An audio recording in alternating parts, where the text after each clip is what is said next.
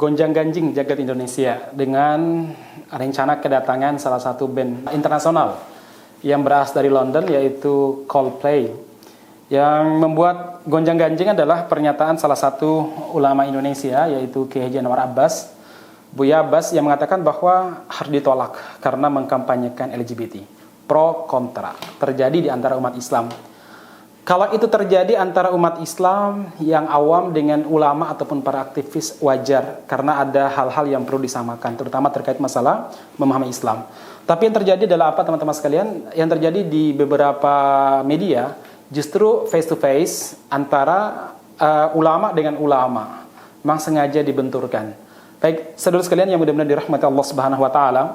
Begini, sebenarnya kalau kita sebagai seorang muslim terkait tentang kedatangan Coldplay ke Indonesia, ditolaknya oleh umat Islam itu bukan sekedar karena dia mengkampanyekan LGBT, tapi banyak hal di sana, jamaah sekalian. Baik, saya sebutkan beberapa hal. Yang pertama, jelas ada kampanye LGBT. Kita lihat kan, mereka membawa bendera saat pentas, kemudian juga pakaiannya, kemudian warna sepatu dan lain sebagainya, itu menunjukkan bendera pelangi. Jadi walaupun nggak mengatakan ayo LGBT, ayo LGBT, tapi perbuatan mereka lebih fasih menjelaskan bahwa kami mendukung LGBT. Itu satu. Yang kedua, jemaah sekalian, memang ada sebagian ulama atau sebagian bukan ulama lah yang mungkin sekedar guru ngaji yang mengatakan bahwa kalau yang dilakukan oleh mereka ini cuma menentang diskriminasi kepada LGBT, bukan mengkampanyekan LGBT. Jadi kalau mendiskriminasi dalam logika beliau ini, sah-sah saja. Kan nggak boleh mendiskriminasi sesama manusia. Kalau mengkampanyekan baru dilarang. Ini cara logika yang benar-benar salah, kalau tidak boleh dibilang bodoh. Kenapa demikian? Begini, dalam syariat Islam, LGBT itu bukan sekedar kriminal biasa, tapi ini kriminal yang sangat dahsyat, di mana Allah Subhanahu wa taala menghukum pelakunya pada zaman kaum Nabi Lut dengan hukuman yang tidak pernah Allah Subhanahu wa taala berikan kepada umat-umat sebelumnya. Itu apa? Mereka diangkat, perkampungan mereka diangkat, kemudian setelah apa? Faja'alna 'aliha safilaha, yang atas kami jadikan bawah, yang bawah kami jadikan atas.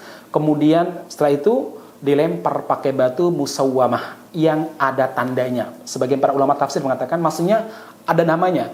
Jadi kira-kira batu ini, taruhlah yang pelaku LGBT ataupun lesbi adalah John, maka ditulis John di batu tersebut. Maka dia pasti akan dilemparkan dan menghantam kepalanya John. Itu namanya musawwamah. Dasar sekali, jamaah sekalian. Nah, saudara sekalian yang mudah-mudahan dirahmati Subhanahu wa taala, jadi ini tindakan kriminal yang sangat besar di mata Allah Subhanahu wa taala. Kenapa ini kriminal yang sangat besar? Karena merusak moralitas, bukan tidak moralitas, mereka merusak fitrah manusia, di mana orang kalau sudah hancur fitrahnya tidak bisa diharapkan kebaikan. Fitrah itu seperti seorang anak mencintai bapak, bapak mencintai anak, itu fitrah. Laki senang perempuan, perempuan senang laki. Itu fitrah, jamaah sekalian. Anda bayangkan kalau seandainya laki senang laki, perempuan senang perempuan, apa yang terjadi? Kehancuran semesta. Kemudian tidak adanya regenerasi, kemudian munculnya berbagai macam penyakit yang menjijikkan dan mematikan. Jadi ini tindakan yang sangat buruk sekali.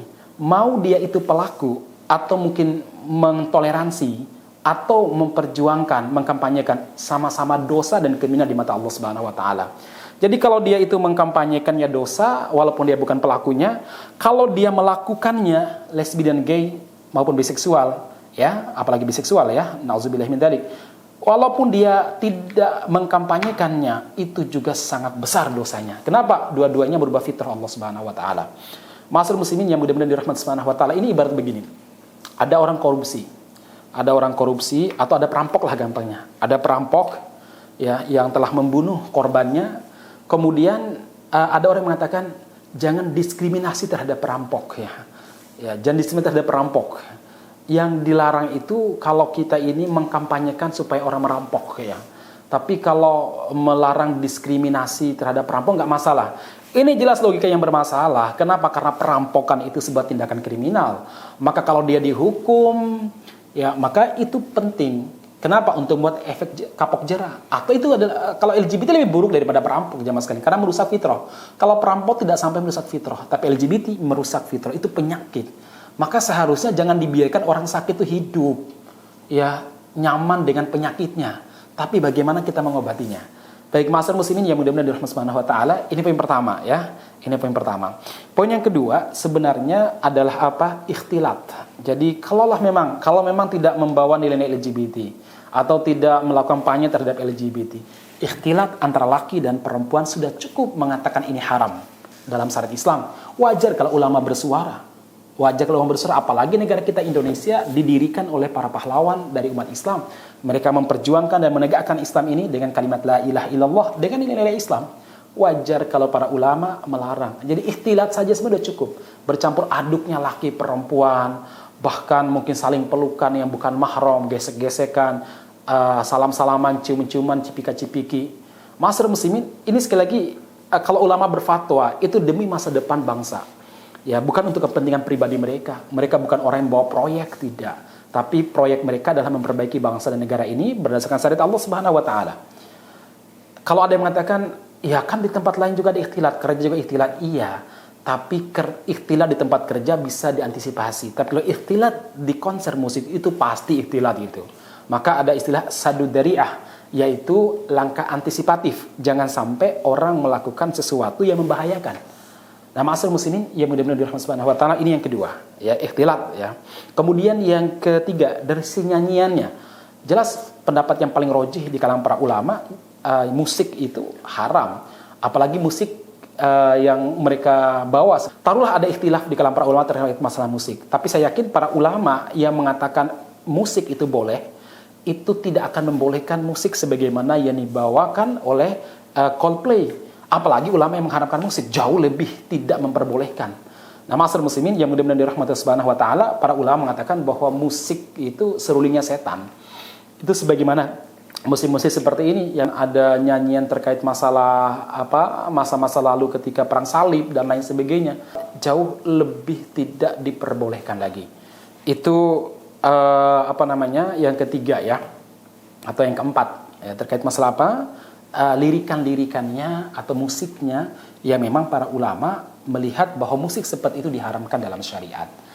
Musik yang diperbolehkan oleh ulama yang memperbolehkan itu ya paling rebana, kecapi dan sejenisnya lah. Kalau ulama yang memperbolehkan musik pada zaman dulu hidup pada zaman sekarang dan menilai musik yang ada sekarang seperti musik Coldplay, saya yakin ulama tersebut akan takut mengatakan halal, akan takut mengatakan itu boleh. Baik, kemudian selanjutnya yang terakhir adalah apa? Karena ini akan merusak wala wal bara. Ini yang kelima. Apa wala itu? Wala itu artinya kita harus memberikan loyalitas kepada sama muslim dan berlepas diri bara dari orang-orang non muslim. Kita semua mereka mendukung ateis ya, bahkan nggak tahu agamanya apa mereka ini. Dalam Islam nggak diperbolehkan itu. Mencintai orang kafir itu haram bagi bagi kaum muslimin.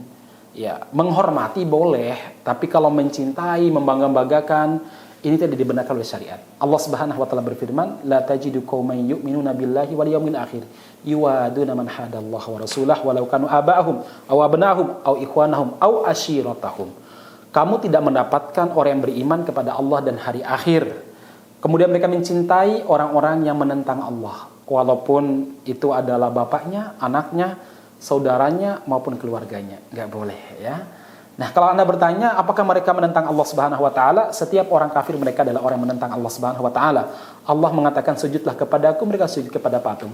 Allah mengatakan rukulah kepadaku, mereka ruku kepada gambar. Jadi ma'asyiral muslimin yang mudah-mudahan dirahmati Subhanahu wa taala, setidaknya 5 alasan ini sudah cukup bagi seorang muslim untuk mengatakan tidak boleh datang. Apalagi ada kampanye LGBT yang merupakan musuh bersama semua agama dan merupakan musuh bersama kemanusiaan. Ditambah dengan 5 perkara tadi memang tidak dibenarkan dalam syariat. Jadi kalau Anda adalah orang-orang yang cerdas dan punya harapan terhadap kehidupan akhirat, katakan dengan tegas bahwa ini tidak diperbolehkan. Barakallahu fikum.